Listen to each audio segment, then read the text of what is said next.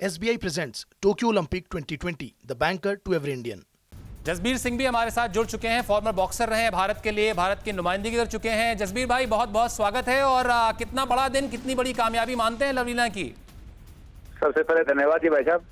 और ये हमारे देश के लिए बहुत बड़ी बात है। मैरी कॉम कल बहुत नजदीकी मुकाबले में लूज कर गई थी, लेकिन लवलीना ने बहुत ही आउट क्लास गेम दिखाया है और 4-0 से पहले लूज कर चुकी है। मतलब पहले जो 4 बाउट हुई थी उसमें लवलीना इसी बॉक्सर से लूज कर गई थी, लेकिन जो प्लानिंग और जो स्ट्रेटेजी जो बनाई है उन्होंने टेक्टिकल और टेक्निकल बहुत ही साउंड गेम दिखाया है और बहुत ही प्लानिंग के तहत ये बाउट हमने जीती है।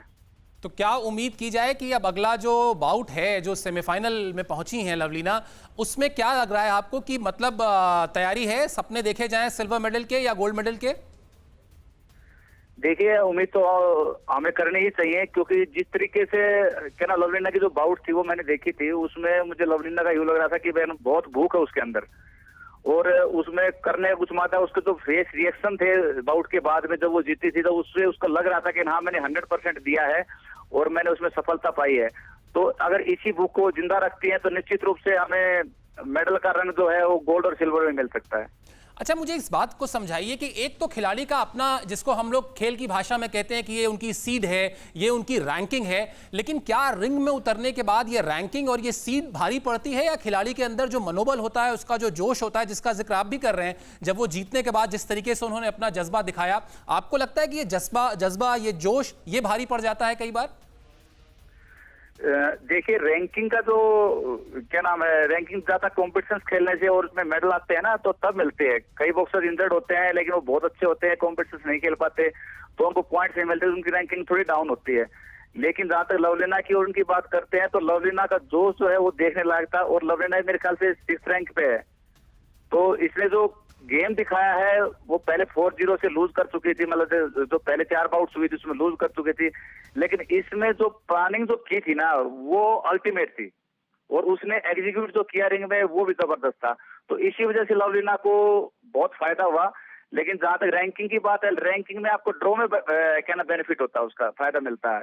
रैंकिंग अगर नंबर 1-2 हो तो आप क्या नाम है, नंबर 1 और 2 आपस में टकराएंगे नहीं, इसलिए रैंकिंग सिस्टम इसीलिए किया गया है ताकि 2 अच्छे बॉक्सर्स मेडल से पहले ना टकराएं आपस में।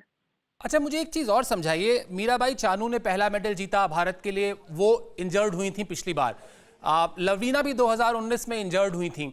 ये इंजरी के बाद वापस आना कितना मुश्किल होता है, और इंजरी के बाद इस तरह से वापस आकर इतिहास रचने की जो भूख होती है वो क्या बहुत इंपॉर्टेंट हो जाती है कि आप ये सोचते हैं कि इस चोट से वापस निकलकर मेडल जीतना है, इतिहास बनाना है? देखिए सोनू जी, मैं क्या नाम है 2008 जो था ओलंपिक था, जो बीजिंग ओलंपिक था, मैं उसको बहुत क्या नाम है बड़ा टर्निंग पॉइंट मानता हूँ अदर गेम्स के लिए अदर देन क्रिकेट। उसमें जो स्लॉट था, मान लीजिए विजेंद्र था, अखिल कुमार थे, बॉक्सिंग में जितेंद्र कुमार थे और योगेश्वर दत्त, साइना नेहवाल, सुशील कुमार, इन्होंने जो सिनेरियो चेंज किया है उसमें मतलब लोगों को ये सोचने पे मजबूर कर दिया है कि भाई हम भी मेडल जीत सकते हैं। तो वहां से जो परंपरा शुरू हुई थी वो अभी हमें यहाँ भी देखने को मिल रही है।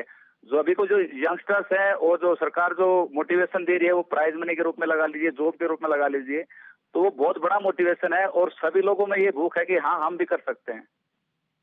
चलिए, बहुत बहुत शुक्रिया जसबीर जी हमसे बातचीत करने के लिए। तो लवलीना ने बड़ी कामयाबी हासिल की है, देश का नाम रोशन कर दिया है टोक्यो ओलंपिक में, और इसी के साथ भारत का दूसरा पदक हो गया है पक्का।